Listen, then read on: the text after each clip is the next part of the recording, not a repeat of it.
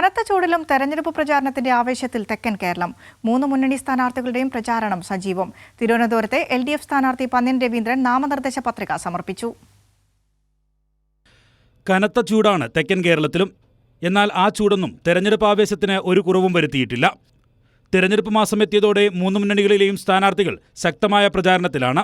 തിരുവനന്തപുരത്തെ LDF സ്ഥാനാർത്ഥി പന്ന്യൻ രവീന്ദ്രൻ വരണാധികാരിയായ ജില്ലാ കളക്ടർക്ക് നാമനിർദ്ദേശ പത്രിക സമർപ്പിച്ചു.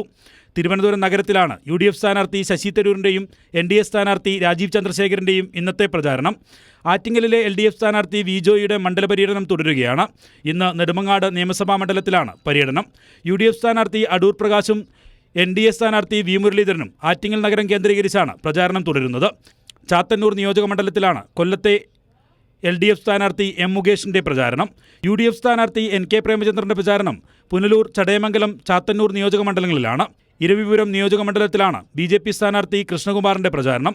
പത്തനംതിട്ടയിലെ LDF സ്ഥാനാർത്ഥി ഡോക്ടർ തോമസ് ഐസക് കാഞ്ഞിരപ്പള്ളിയിലാണ് വാഹന പര്യടനം തുടരുന്നത്.